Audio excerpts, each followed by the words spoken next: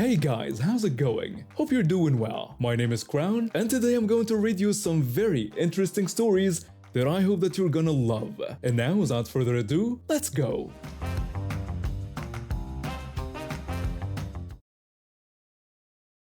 I'm a stay-at-home parent to a 2-year-old girl who has more energy than a room full of sugar-fed puppies. She's curious, smart, fast on her feet, and absolutely fearless. Ever since she learned how to walk, she's been testing every latch, button, and opening she can find. So when we found our local children's museum, I was beyond grateful. It was clean, colorful, and built with safety in mind, especially the toddler section, which had a gate that actually latched. That gate was my best friend. We started going there weekly. It was a chance for my daughter to run wild in a controlled environment and for me to sip stale coffee in peace. The toddler section had little climbers, soft toys, and even a mini art room attached to it.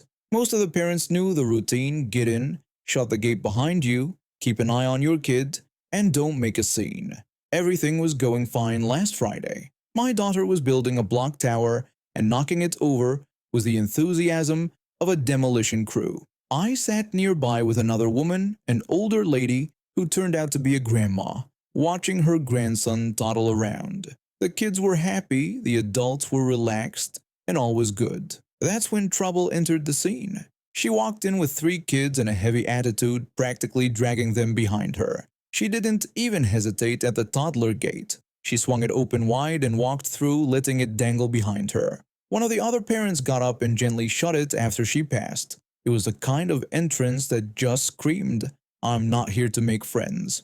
Her kids scattered across the play area while she stood near the gate, scrolling on her phone and barking half-hearted instructions. I went back to watching my daughter, not giving her much more thought. But then, maybe 20 minutes later, chaos unfolded.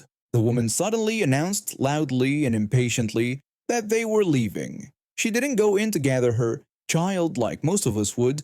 Instead, she stood outside the gate, propped it open with her foot, and began calling out to her toddler to come now. Her tone was sharp and frustrated, like she couldn't believe the child wasn't just marching over at her command. Predictably, her kid didn't move. He sat on the foam floor holding a toy car, completely uninterested in leaving. Instead of stepping in to collect him, she continued holding the gate open and repeating herself over and over, each time louder and more irritated. Her voice bounced around the play area like an alarm. And then it happened. One toddler saw the open gate and made a break for it, then another, then 2 more. It was like someone had fired a starting pistol, a full-on toddler jailbreak. They sprinted in every direction, one heading toward the elevator, another to the open hallway, and 2 bolting down the path toward the grand staircase that led to the lower floor. My heart dropped when I saw my daughter take off too.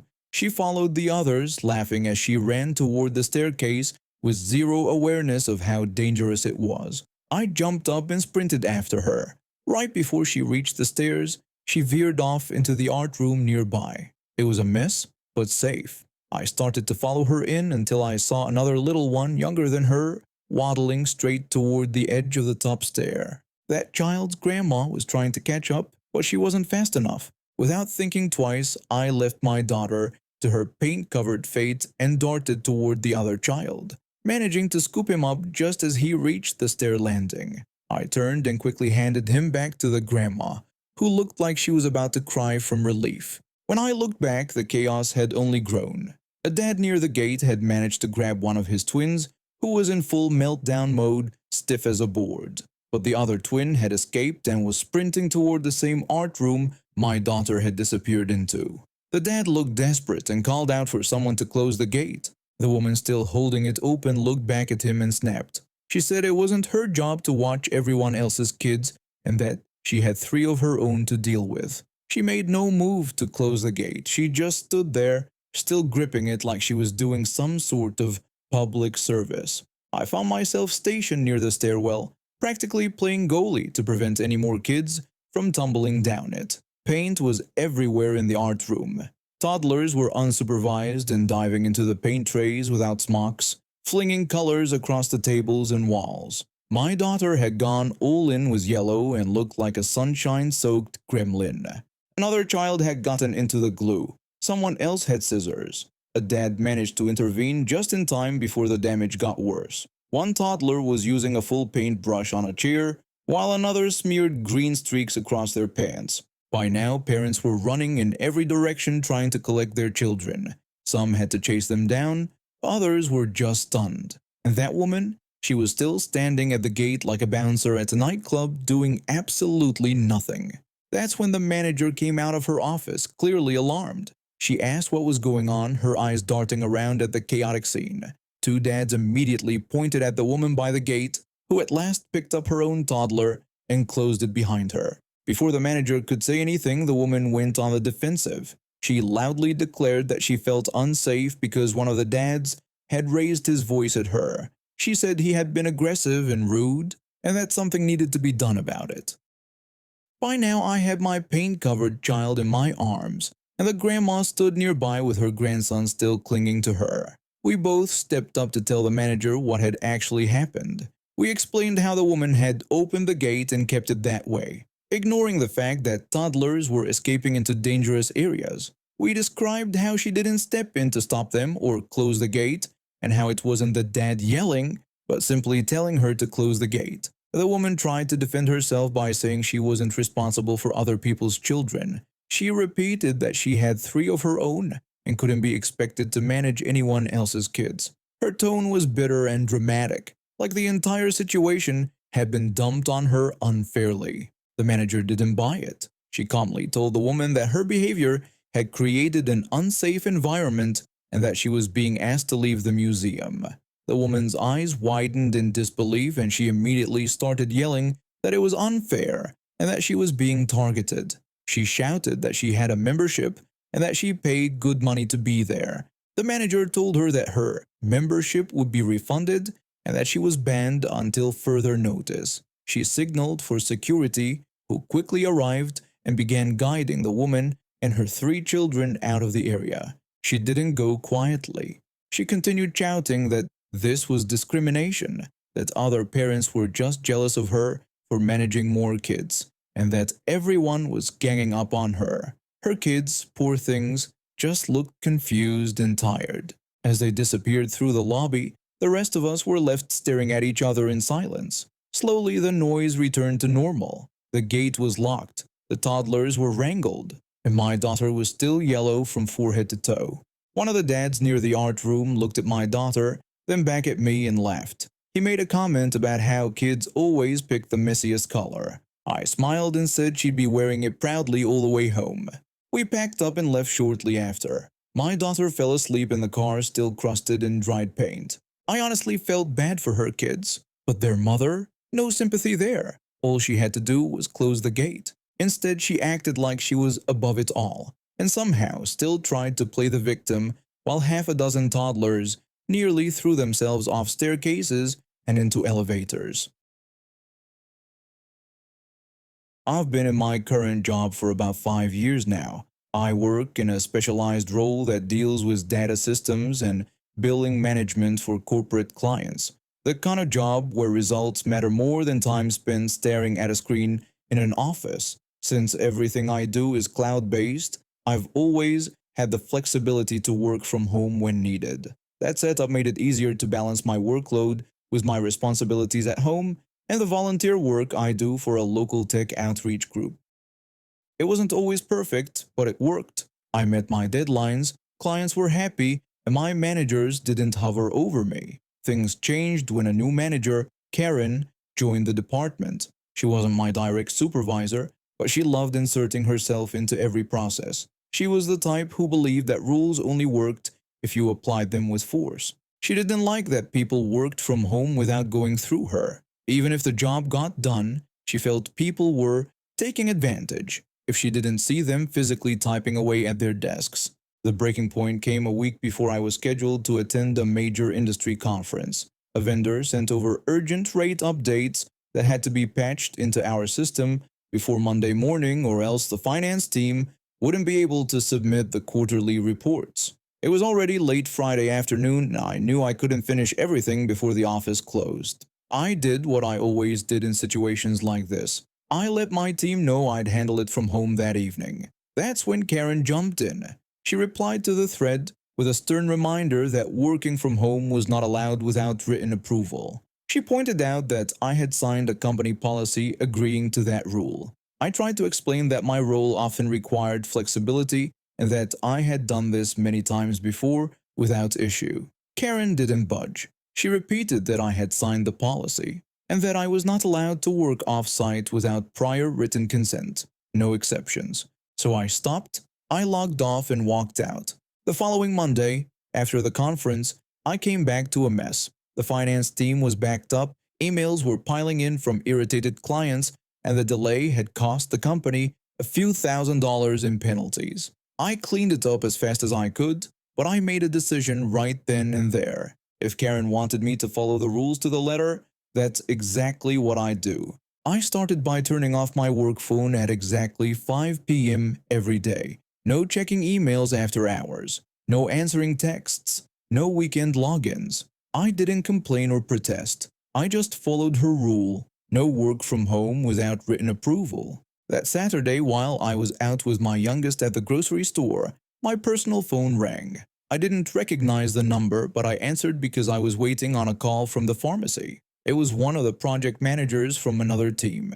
She sounded stressed and explained that a set of billing rates needed to be approved before the end of the day. Finance was stuck waiting for my approval. I calmly told her I couldn't help. I explained that I wasn't allowed to work from home and had no written approval. I told her I'd look at it first thing Monday. I could tell she was frustrated, but she didn't argue. Monday morning, I processed everything right away. It was too late. The client had already issued a formal complaint and applied a late penalty.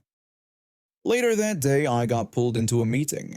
Karen, my direct manager, and the finance lead were all there. Karen asked why I hadn't responded to the weekend request. I reminded her of the policy. I explained that since I hadn't received written approval to work remotely, I followed her directive. She tried to say that this situation was urgent, but I pointed out that the policy didn't include any clause for emergencies. She looked like she'd swallowed a lemon. From that day on, I continued my policy of strict compliance. I met all my deadlines, but only during office hours. I never responded to a single message after 5 p.m. I didn't touch work on weekends. A few co-workers noticed and started doing the same. They were also salaried, also tired of being treated like hourly temps. Things got worse for Karen after that. 2 weeks later, the back-end system that handled client logins went down late Friday night. I was the only one on our team certified to restart the system without triggering a rollback. Karen tried to contact me. She called my work phone, which was off. Then she tried my personal number, but I ignored it. I was watching a movie with my family and had already decided I wasn't going to mix personal time with work anymore. Instead of letting me fix it in 15 minutes, they had to call someone from another department. That guy wasn't familiar with our client configuration, and it took him 3 hours to complete what I normally handled in minutes. They billed overtime for weekend work at a premium rate. By Monday, the client was furious. I arrived at my desk to find over 20 emails. Another emergency meeting was scheduled. Karen looked ready to explode. She asked why I didn't answer over the weekend. I gave her the same answer: no written approval, no work from home. I was following policy. She didn't even try to argue this time, she just glared at me. The real fallout came the next month. One of our biggest long-term clients scheduled a weekend meeting to finalize a contract extension. Karen, eager to impress them, promised full team availability, but no one showed up. We were all off duty. No one had received any formal approvals. The client backed out. The extension was worth nearly $500,000. The following Monday, things moved fast. Emails from the executive team started flying. Upper management wanted to know why no one had been available. HR was pulled in. An anonymous survey went out asking how employees felt about the remote work policy. Most of us were honest. We explained how the policy had made it harder to get things done, especially during critical times. A week later, HR sent a company-wide email announcing a policy revision. Remote work was now allowed during urgent cases without prior approval. as long as the employee notified their manager within a reasonable time. Basically, they rewrote the policy to reflect what we had been doing before Karen showed up. The same afternoon, Karen was called into a private meeting. She didn't return to her office afterward. Her desk was cleared out by the end of the day. Someone said she had been let go for performance reasons. The new director who replaced her invited our team to a meeting the next week. He thanked us for keeping things running under less than ideal circumstances and promised not to get in the way of people doing their jobs. He also said he wouldn't be enforcing the new policy like it was some kind of sacred document. Things went back to normal. I kept doing my job just like I always had, but now people actually trusted me to do it. All Karen had to do was let us work. That's it. It wouldn't have cost her anything. But she chose to go on a power trip, thinking she could win a game no one was playing. She wanted strict obedience. She got it, and then she got fired. I live in one of those remote towns in northern Canada where winter doesn't just arrive, it moves in, slams the door shut behind it, and throws away the key. Temperatures often drop below minus 40 degrees Celsius, and everything freezes in seconds. If you spill water, it becomes ice before it hits the ground. My driveway is narrow, carved through the snow, and leads down to a small garage. I keep it shoveled daily, even if I don't have plans to leave, because here, you never know when you'll need to move quickly, whether it's a delivery, a fuel run, or an emergency. Around here, the one golden rule we all follow is never block someone's driveway. It's common sense and basic respect. Except of course for the new woman who moved in a few houses down. She showed up in late fall before the heavy snow, driving a spotless silver car and acting like the whole street was her personal parking lot. People tried to be friendly. She didn't return the energy. Rumors spread fast in small towns, and soon everyone knew she was loud, entitled, and difficult. The trouble started for me when winter hit full force. One day, I opened my front door to start my truck and saw her car parked across the mouth of my driveway. Not beside it, not close to it, across it, completely blocking me in. She wasn't inside, the engine was off, and there were no signs of her nearby. I trudged through the snow to her place and knocked. She opened the door with an expression that said she already knew why I was there and didn't care. I asked calmly if she could move her vehicle since it was blocking my only way out. She scoffed and told me she was in the middle of something and that it wasn't a big deal. I said it was a big deal. She rolled her eyes, muttered something about people needing to chill out, and closed the door. She didn't move the car for another half hour. I let it slide that first time. Everyone gets a warning. But then it became a routine. She'd park in front of my driveway at random times for hours. Even when the curb in front of her own house was completely clear, it was like she went out of her way to do it. I tried reasoning with her again, but she acted like I was being ridiculous. At one point, she even shouted through a closed window that I should get a life. I filed a complaint with the town's bylaw office. I submitted time-stamped photos. They said they'd look into it. Nothing happened. She always managed to move the car before anyone showed up. Eventually, they stopped responding to my emails altogether. That's when I started watching the weather. A forecast came in for a brutal cold snap, minus 42 overnight. That's the kind of temperature that can kill electronics, freeze engines, and turn moisture into solid glass. I looked outside just before midnight and there it was again, her car perfectly parked across my driveway like a dare. I grabbed my heavy coat, my thick gloves, and my long unused garden hose. The plan was simple: sneak out, crack her doors open, run the hose into the cabin, and let water pool inside for 5 minutes. In these temps, it would freeze within minutes. But the doors were locked. At first, I thought that ruined everything. But as I walked around the vehicle, I noticed something else. A gap at the top of the rear passenger window. Barely half an inch, but enough. Maybe she'd left it open a little to vent it earlier in the day. It was her mistake, and it was my opportunity. I dragged over a stepladder and carefully fed the hose through the gap, nudging it until it pointed downward toward the back seat. I turned the water on to a slow, steady trickle. Not enough to make noise, just enough to fill. I stayed close, watching the street. No one came. After 5 minutes, I turned off the tap and removed the hose. Water had already started freezing on the door panels and pooled on the seats. I wiped away any prints from the handle using the snow itself and went back inside. By morning, her car was an ice sculpture on wheels. The inside had completely frozen over. The seats were crusted with thick layers of ice. The dashboard had icicles hanging from the steering column.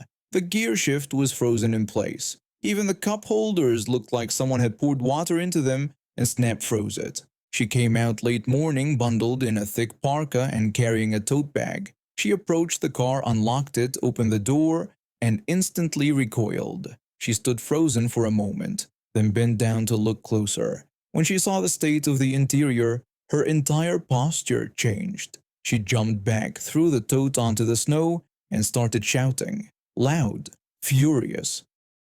She ran back to her house, then returned minutes later with a hairdryer and an extension cord trying to thaw the inside like that was going to do anything. She tried pouring hot water through the window gap to speed things up. That only made things worse. The new water froze too. Eventually, she stormed back inside. Less than an hour later, a police cruiser pulled up. 2 officers walked up to her house. After about 10 minutes, they came to my door. I greeted them calmly and invited them in.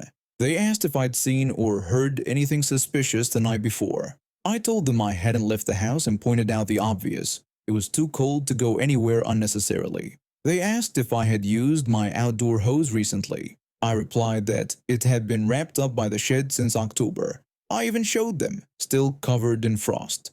They thanked me and left. She stood at the end of her driveway watching them leave, her face red with rage and disbelief. She was absolutely sure I did it, but she had no proof. 3 more days passed before a tow truck came. Her car was dragged away, the interior still solid. Rumor around town was that the entire electrical system was ruined. Her insurance company refused to cover the damage, calling it environmental neglect. She tried blaming a neighbor, but without proof, she got nothing. After that, everything changed. She never parked in front of my driveway again. She didn't even park near it. She started leaving her car down the street in the slushy pull-off by the community mailbox. Even when spaces opened up closer to her house, she avoided them. She avoided me too, never made eye contact, never spoke. Occasionally I'd catch her looking at me with suspicion, but also with fear. She knew what I did. She just couldn't do anything about it. Over the next few weeks, the rest of the street seemed to fall into better order. Neighbors who used to ignore snow boundaries started shoveling more carefully. No one parked even close to anyone's driveway. It was like her punishment had reset the whole block's sense of respect. And from that day on, I always had a clear driveway. No words, no revenge, no cops knocking again. Just peace and frozen leather seats somewhere in a scrapyard. I'm a 21-year-old woman, half Mexican and half Chinese. My parents moved to the US before I was born, and they always made it a point to keep our cultures alive. That meant I grew up speaking both Spanish and Mandarin at home, and we ate a lot of traditional food from both sides of my family. Sometimes we even had fusion meals like my mom's chipotle chow mein or my dad's sweet and sour tamales. It was just normal to me. Now I live in a shared apartment while going to college. I've got 2 roommates. One of them is a bit older, 23, and she's the kind of person who's used to getting her way. We weren't best friends or anything, but we got along well enough. We mostly stayed out of each other's business. A few nights ago, I decided to make one of those fusion dishes I learned from my parents. It was a stir-fry with nopales, bell peppers, and shredded chicken in a spicy chipotle soy sauce. It was one of my favorites, and the kitchen started to smell amazing once everything was sizzling in the pan. Halfway through cooking, I got a bit confused about which step came next. It had been a while since I made that specific dish, and I didn't want to mess it up, so I called my mom. She answered right away, and we spoke in Spanish as we usually do. She helped me figure out what I needed to do next, and then we chatted a bit about how I was doing in school, how things were going in the apartment, and what my schedule looked like. While we were still talking, my roommate came home. She wasn't alone, she brought a group of people with her. I wasn't expecting that. She hadn't mentioned anything to me earlier. I gave them a polite smile and nod while I kept stirring my food and talking on the phone. Eventually I hung up, finished up the sauce, and started plating my dinner. One of the guys from the group came into the kitchen. He looked around and said something, clearly reacting to the smell of the food. He seemed curious and walked closer to the stove. He asked what I was cooking. I told him it was a dish my parents came up with that mixed Chinese and Mexican flavors. He raised his eyebrows and smiled, clearly impressed. Then he asked what language I had been speaking on the phone earlier. I told him it was Spanish and that I spoke both Spanish and Mandarin because of my background. That seemed to really interest him, and he started asking more questions about the languages, the food, and how I learned everything. So I told him about my parents. I explained how they made it a point for me to grow up in both cultures, how important food and language were in our home, and how I loved learning to cook from them. He listened with real interest and smiled the whole time. He even asked how different Spanish and Mandarin were, and if I ever mixed them up. I laughed and said it happened sometimes. After a few minutes, he said something nice about the food again, and then went back to join the others. I didn't think much of it. It had been a pleasant little chat while I was making dinner. I went to my room after eating and didn't see much of the group for the rest of the night. The next morning I ran into my other roommate, the one who mostly keeps to herself but is always friendly. She looked at me with a strange expression and told me that the older roommate, the one who had the guests over, was mad about last night. I asked what she meant. She explained that the older roommate had said I was showing off and trying to flirt with her friend. According to her, I was being too extra by speaking in Spanish on the phone and giving a whole performance about my heritage. I was completely shocked. I hadn't even known the guy's name, and he was the one who came up to me to ask about the food. I just answered his questions. I wasn't trying to get attention or anything.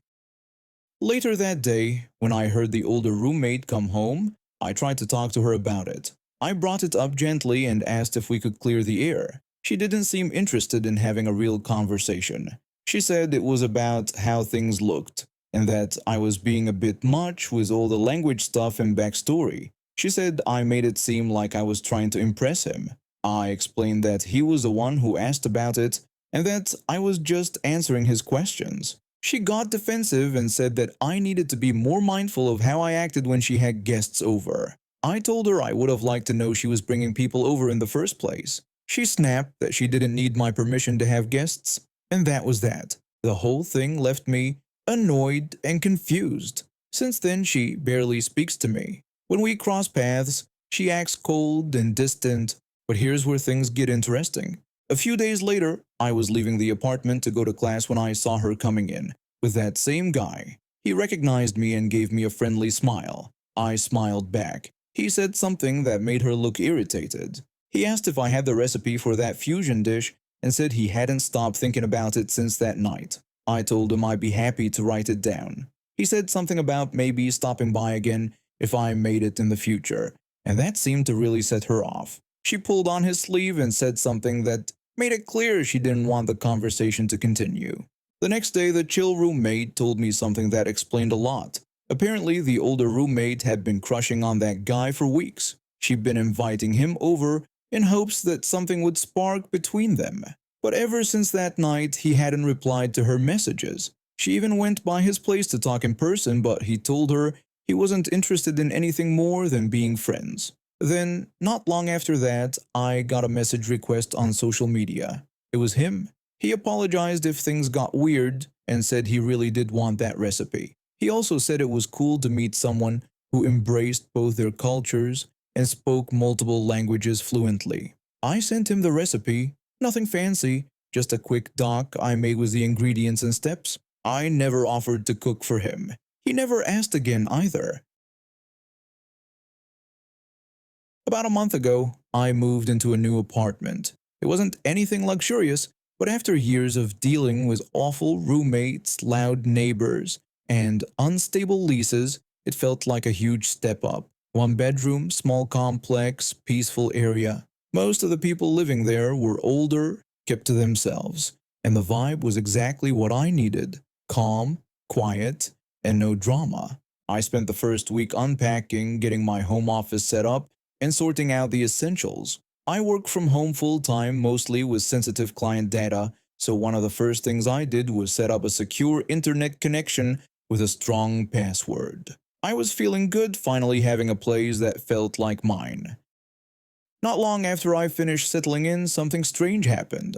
One afternoon, there was a knock on my door. I opened it and saw the woman from across the hall standing there. She didn't introduce herself or offer a friendly welcome. Instead, she jumped right into demanding my Wi-Fi password, like it was something I was supposed to hand over. She told me she had always used the internet from the person who lived here before me, since he had no password, and now she expected me to give her access to. I was a bit stunned. She wasn't asking nicely. She wasn't offering to pay for it or saying she was in a bind. She just expected me to give it to her, no questions asked. I told her no. I explained that I wasn't comfortable sharing it, especially since I worked from home and dealt with private data. I tried to keep it polite, but it was clear from the look on her face that she didn't care about any of that. She scoffed and turned around without saying another word. I honestly thought that would be the end of it. Maybe she just felt entitled and got annoyed, but whatever. I didn't want to dwell on it. A few days later, I got a call from the property management office. The manager sounded a bit amused as he told me what happened. Apparently, the woman across the hall had filed a complaint against me. She told them that I was refusing to provide access to community internet and insisted that they force me to give her the Wi-Fi password. The manager assured me they shut her down fast and explained that private internet access wasn't something they could interfere with. He just wanted me to know what was going on in case she started acting up. After that, she stopped acknowledging me completely. Her door stayed closed, her blinds were drawn, and she gave me dirty looks every time we passed each other in the hallway. I didn't care. If she was going to sulk because I wouldn't give her free internet, that was her problem, not mine. Then the weird stuff started. One night, I woke up around 2 a.m. because my phone was buzzing nonstop. I picked it up and saw dozens of notifications. Password reset attempts for my email, social media, and even my bank. Someone was clearly trying to break into everything. I stayed up for hours changing passwords, activating more security features, and locking everything down. I had two-factor authentication on most things already, but it still freaked me out. The next morning I decided to check my router logs just to be safe. That's when I noticed something that made my stomach drop. There had been multiple failed attempts to log into my Wi-Fi network. Someone nearby had tried to guess the password. It didn't take much guessing to figure out who it was. Later that day, I walked over to her door and knocked, hoping to talk to her directly and make it clear that this needed to stop. I could hear movement inside like she was there, but she didn't answer. I knocked again, harder this time, and said loud enough that I knew she could hear me, that I was aware of what she was doing, and that I had proof. Still nothing. No response. Just silence behind the door. I didn't want things to get worse, so I decided to file an official report with both the internet provider and the building management. I sent over the router logs, timestamps, and a timeline of everything that had happened. I also had them issue me a new modem, change my IP address, and I updated my router's settings to block brute force attempts. A few days passed without any new problems. Then, out of nowhere, the police knocked on my door. Two uniformed officers stood outside asking if I was the person living in the unit. I told them I was, and they told me that my neighbor had accused me of using my internet to spy on her devices. She had apparently told them I was monitoring her activity and hacking into her accounts. I invited them in and explained everything from the start. I showed them my home office, my router setup, and even the complaint I filed with the internet provider. I explained how she had demanded access, and when I said no, she tried to force her way into my network. The officers seemed to realize quickly what was really going on. They told me it looked like she was trying to retaliate and said they would file a report but didn't see any reason to take action against me. They suggested I follow up again with building management. I did just that. I compiled everything, my reports, screenshots, router logs, and now the police visit, and sent it all to the property manager. Turns out, she wasn't a first-time offender. The manager told me she had pulled the same stunt with a previous tenant. Back then she got away with it because the guy was too passive to complain. But they had already had 2 other complaints about her from other neighbors. One about her harassing someone for a ride to the store, and another about her yelling at a delivery guy for leaving a package in the wrong spot. They told me they were issuing her a formal warning. If anything else happened, they'd start the process to have her evicted. About a week later, I walked past her in the hallway, and she completely lost it. She started shouting that I had ruined her life, that I was a selfish, greedy monster who thought I was better than everyone. She said I'd be sorry and that she hoped karma would get me. I didn't even stop walking, I just ignored her and went about my day. The next morning, I woke up to a loud crash. I rushed to my front door and saw that someone had thrown a flower pot at it. The ceramic had shattered, and the door had a long crack running down the center. Thankfully, the building had cameras in the hallway. I reviewed the footage, and unsurprisingly, it showed her walking over, picking up a heavy planter, and throwing it at my door before rushing back inside. I called the police again, and this time they weren't as patient with her. She was arrested for property damage, and when the building management found out, they didn't waste any more time. They gave her an eviction notice and told her she had 30 days to leave. She didn't go quietly. For the rest of the month, she made a scene anytime she saw me, shouting, stomping, muttering curses under her breath. She even started leaving creepy notes on my door, with messages like, "The internet belongs to everyone, and you can't hide forever." But the day she left, the entire building seemed to breathe easier. A couple of the older tenants even came by to thank me for standing up to her, saying they'd been putting up with her nonsense for way too long. A new couple moved in across the hall a week later. They knocked on my door to introduce themselves, said they'd just set up their own internet, and asked if I had any suggestions for the best service in the area. I smiled and realized I could finally relax again. And now we have reached the end of today's stories. Thank you for watching, and see you next time.